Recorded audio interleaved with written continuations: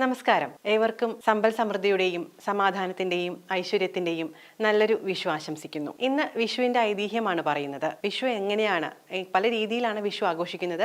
അതിൽ ഒന്ന് രണ്ട് ഐതിഹ്യങ്ങൾ എന്തൊക്കെയാണ്, ഏതൊക്കെ രീതിയിലാണ് അതുമായി ബന്ധപ്പെട്ട വിഷു ആഘോഷിക്കുന്നത് എന്ന് നമുക്കൊന്ന് പരിചയപ്പെടാം. വിഷു എന്നാൽ തുല്യമായത് എന്നാണ് അർത്ഥം. അതായത് രാത്രിയും പകലും തുല്യമായ ദിവസം. മേടം 1 മേടവിഷുവും തുലാം 1 തുലാവിഷുവും ഉണ്ട്. ഒരു രാശിയിൽ നിന്നും അടുത്ത രാശിയിലേക്ക് സൂര്യൻ പോകുന്നതിനെ സംക്രാന്തി എന്ന് പറയുന്നു. സംക്രാന്തികളിലെ പ്രധാനമായത് മഹാവിഷു എന്നും പറയുന്നു. വിഷുവിനെ സംബന്ധിച്ച് ഏറെ ഐതിഹ്യങ്ങളുണ്ട്. അതിൽ ഒന്ന് ഭാഗവത ദശമസ്കന്ധത്തെ ആധാരമാക്കിയുള്ള ഒരു കഥയിൽ പ്രാഗ്ജ്യോതിഷത്തിലെ ദാനവ രാജാവാണ് നരകാസുരൻ. ഇദ്ദേഹം വിവിധ രാജ്യങ്ങളിൽ നിന്നും 16,000 രാജകുമാരിമാരെ തട്ടിക്കൊണ്ടുവന്നു. അങ്ങനെ കാലങ്ങളോളം സകല ലോകങ്ങളെയും ഭീതിയിലാഴ്ത്തിയ ഈ ദാനവ രാജാവ് ഇന്ദ്രന്റെ വെൺകൊറ്റക്കുടയും ഇന്ദ്രമാതാവായ അതിഥിയുടെ കുണ്ടലങ്ങളും അപഹരിച്ചതോടെയാണ് പരാതി ശ്രീകൃഷ്ണനിൽ എത്തുന്നത്.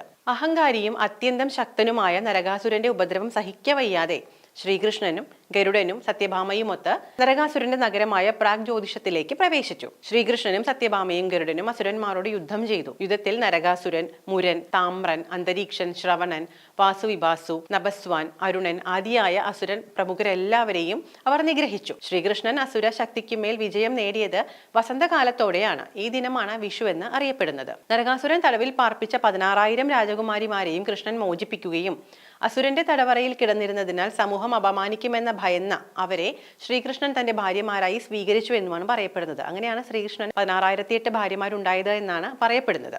മറ്റൊന്ന്, രാക്ഷസ രാജാവായ രാവണൻ ലങ്ക ഭരിക്കുന്ന കാലത്ത് സൂര്യനെ നേരെ ഉദിക്കാൻ അനുവദിച്ചിരുന്നില്ല. വെയിൽ കൊട്ടാരത്തിൽ പ്രവേശിച്ചതിനാൽ രാവണന് ഇഷ്ടമായില്ല എന്നതാണ് ഇതിന് കാരണം. ശ്രീരാമൻ രാവണനെ നിഗ്രഹിച്ചതിന് ശേഷം സൂര്യൻ നേരെ ഉദിച്ചു. ഈ സംഭവത്തിൽ ജനങ്ങൾക്കുള്ള ആഹ്ലാദം പ്രകടിപ്പിക്കാനാണ് മറ്റൊരു വിഷു ആഘോഷം എന്നതിന്റെ ഐതിഹ്യം പറയുന്നത്.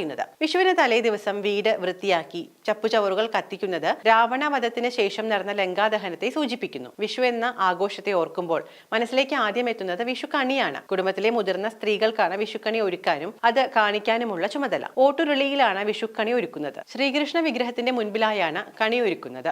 അരി, നെല്ല്, അലക്കിയ മുണ്ട്, കണിക്കൊന്ന, വെറ്റില, അടക്ക, സ്വർണം, വാൽക്കണ്ണാടി, കണിവെള്ളരി, കൺമഷി, ചാന്ത്, സിന്ദൂരം, നാളികേരപ്പാതി, ചെറുനാരങ്ങ, മാമ്പഴം, പഴുത്ത ചക്ക, പഴം, കിഴക്കോട്ട് തിരിയിട്ട് കത്തിച്ച നിലവിളക്ക് ഇവയൊക്കെ കണി കണ്ടുണരുമ്പോൾ പുതിയ ഒരു ജീവിത സംക്രമണത്തിനുള്ള വികാസമാണത്രേ സംഭവിക്കുക.